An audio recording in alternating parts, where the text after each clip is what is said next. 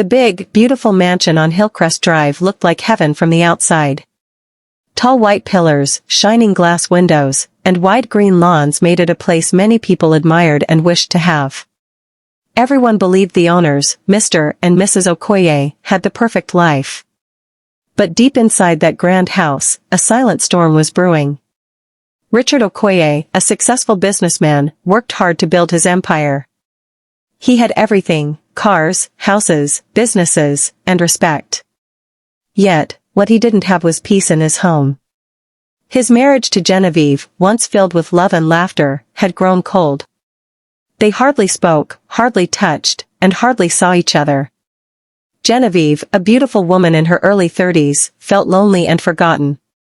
She had begged for her husband's attention, cried for love, and prayed for change. But Richard, buried in business meetings and travels, failed to notice the emptiness in her heart. One evening, as the orange sun set over the city, Genevieve sat alone in her bedroom, scrolling through her phone. A message from an old friend, Chuka, appeared on her screen. "Long time, beautiful. Miss you." A smile broke through her sad face. She replied, and one message led to another. Before long, Genevieve and Chuka started meeting in secret. Chuka was charming and bold, the opposite of her cold, distant husband. He made her laugh, told her she was beautiful, and made her feel alive again. Weeks turned into months, and their secret affair deepened. Genevieve knew it was wrong but told herself it was a harmless escape. She convinced herself Richard didn't care anymore. One rainy afternoon, everything changed. Genevieve discovered she was pregnant. Fear gripped her heart. She counted the days and knew the baby wasn't Richard's. Panic set in.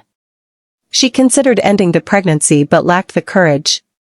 She thought of running away but loved her life of luxury too much.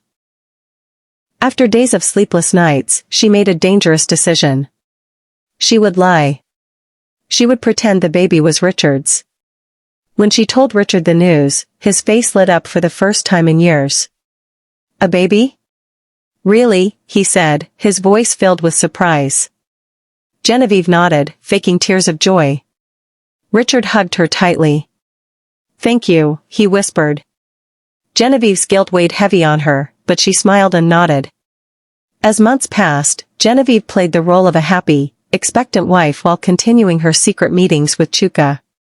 The lies multiplied, and her fear grew stronger.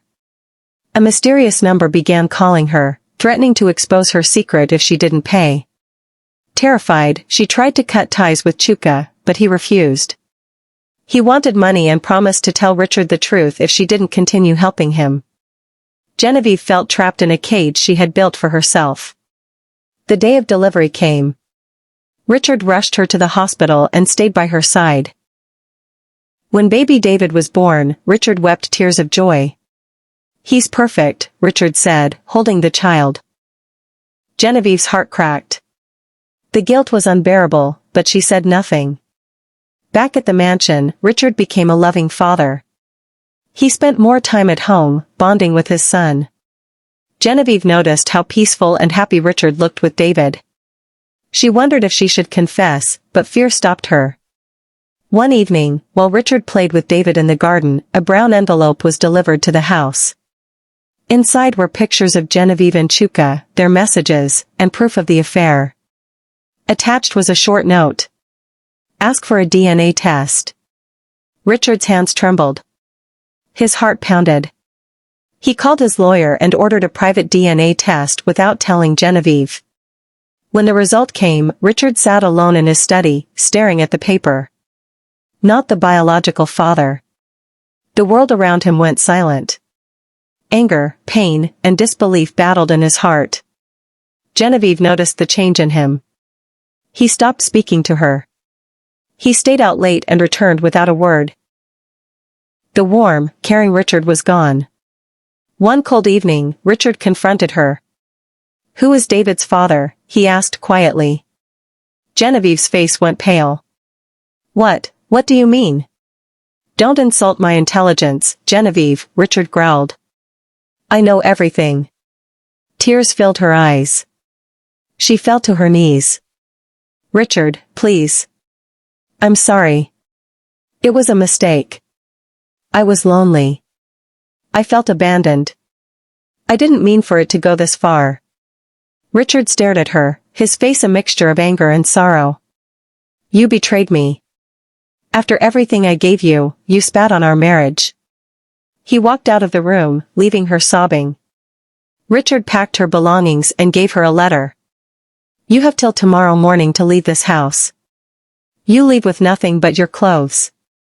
Genevieve begged, screamed, and pleaded, but Richard's heart was hardened. With nowhere else to go, she ran to Chuka, who soon grew tired of her presence.